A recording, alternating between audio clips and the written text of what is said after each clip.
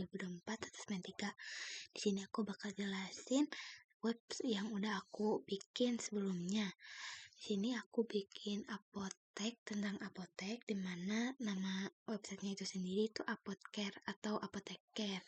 Nah, sudah jelas banget ya, dari namanya itu care, lebih ke peduli, dan dari logonya itu love, jadi kayak kepedulian. Nah, dari kepeduliannya ini tuh maksud aku kepedulian bukan hanya ke pelayanan untuk pelanggan saja, tapi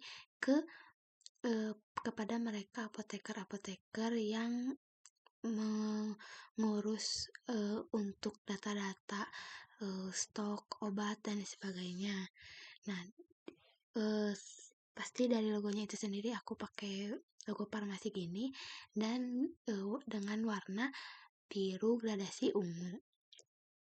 Maksudnya itu biru itu bisa dikatakan maknanya tuh lebih ke tenang dan aman, dan untuk ungu itu sendiri lebih ke kualitas. Jadi maksud dari logo itu sendiri, farmasi ini itu atau apotek ini itu bisa menjadi tempat yang aman untuk dipercaya gitu, untuk pembelian dari segi obat, dari segi farmasi gitu, yang kualitasnya itu bisa dijamin kayak gitu. Nah, jadi Apotcare ini tuh sistem informasi apotek berbasis web yang memudahkan pengolahan obat, pelanggan, dan transaksi. Sistem ini dilengkapi perhitungan data otomatis, proses pembayaran, serta fitur cetak struk untuk mempercepat pelayanan dan meminimalkan kesalahan.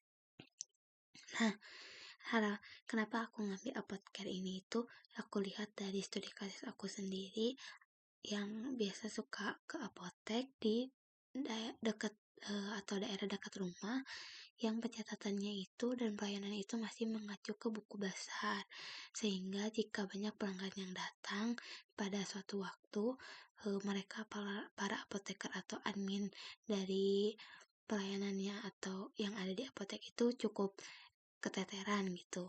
Nah, dengan adanya web ini itu diharapkan bisa menjadi atau mempermudah gitu pencatatan transaksi penjualan obat. Juga banyak sekali stok obat-obat yang ada pada suatu apotek. Jadi di sini tuh memudahkan juga untuk pengelolaan stok obatnya secara otomatis dan meminimalisir kesalahan perhitungan dan kekurangan stok. Oke, kita langsung lanjut aja ke web yang udah aku bikin. Nah, di sini itu tampilan awalnya, aku bakal logout dulu. Aku bakal masuk sebagai admin. Nah, di admin ini itu semua fitur-fitur dan fungsi-fungsi itu udah ada. Dari dashboard ini itu aku tampilin jumlah transaksi hari ini, pendapatan hari ini tuh ada berapa, dan jumlah obat, karena ini tuh masih data dummy, jadi aku masih nyimpen sedikit gitu ya. Nah, jumlah obatnya sekitar 11 dengan keterangan berapa obat gitu, sekitar 2 obat stoknya menipis. Di sini ada detailnya. Obat yang stoknya menipis itu apa aja, jenis obatnya apa, dan kodenya apa, dari stoknya juga ada berapa, tinggal berapa gitu. Nah, terus total pelanggan yang terdaftar di sini itu berapa. Nah, terakhir itu ada transaksi terbaru. Jadi transaksi yang terkini atau terbaru lah gitu, yang dimunculkan sekitar 5 data gitu dari banyaknya data. Nah, di sini ada data user, data obat, data pelanggan, dan data transaksi. Data obat itu sendiri, data user itu lebih ke para apoteker atau admin apotek yang ngurusin tentang transaksi penjualan obat. Di sini ada user dan admin. User dan admin itu punya permissionnya sendiri. Jadi kalau admin itu tadi punya hak akses untuk semuanya, fitur semuanya, sedangkan user itu hanya khusus untuk transaksi. Nah, untuk data obat itu sendiri ada nama obat, kategori, dan lain sebagainya, juga ada stok juga di sini. Nanti kita cek di sini kan ada amoxicillin 500. Aku bakal bikin ini jadi 60 aja. Pakai transaksi. Di sini juga ada data-data pelanggan yang tercatat. Dan data transaksi ini, ya data ini itu atau halaman ini itu kayak tabel utama yang punya banyak relasi. Jadi semua ini data user, data obat, dan data pelanggan itu berrelasi semuanya di data transaksi ini. Kita coba tambah transaksi, kode transaksinya otomatis terbuat dan tanggalnya otomatis tanggal ini. Pilih pelanggannya, misalnya nanti buat transaksi. Nah, jika proses tambah, edit maupun hapus berhasil, pasti muncul pop up switch alert dengan keterangannya sendiri. Oke. Nah, di sini itu halaman transaksi yang berhasil dibuat, ada informasi transaksinya, informasi pelanggannya, nama alamat yang diambil dari data pelanggan. Nah, untuk informasi transaksi tadi yang sudah kita inputkan, untuk total harga dan bayar itu defaultnya pasti 0 karena kita di sini belum tambah obat. Nah, tambah obat di sini itu detail dari transaksinya itu sendiri. Jadi kan kita mau bikin amoxicillin ini tuh berkurang jadi 60 ya. Jadi kita bikin 2. Simpan.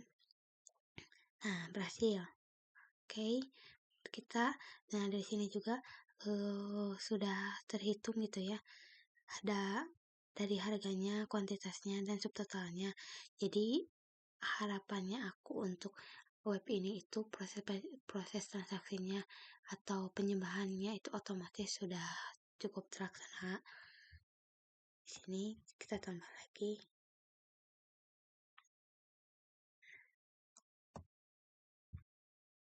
Oke.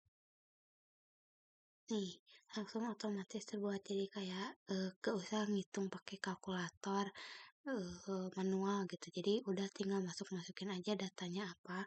Dan di sini juga bakal ada cetak struk. Sebelum cetak struk itu sendiri aku bakal proses pembayarannya dulu. Di sini ada total belanjanya ada berapa dan kita tinggal masukin berapa yang dimasukinnya. Uang bayarnya. Nanti uang kembalinya juga otomatis terhitung gitu. Oke. Nih langsung ada 5.000. Kita cetak struknya. Nah, struknya sudah berhasil dibuat dengan data-data yang sudah relevan dengan yang sudah kita masukkan tadi sebelumnya. Nah, untuk data obatnya otomatis terupdate ya. Tadi kan kita masukin amoxicillin ini tuh 2 gitu ya belinya. Jadi otomatis stoknya tuh berkurang jadi 60 kayak gitu. Nah, untuk row kita bakal coba untuk row user namanya tadi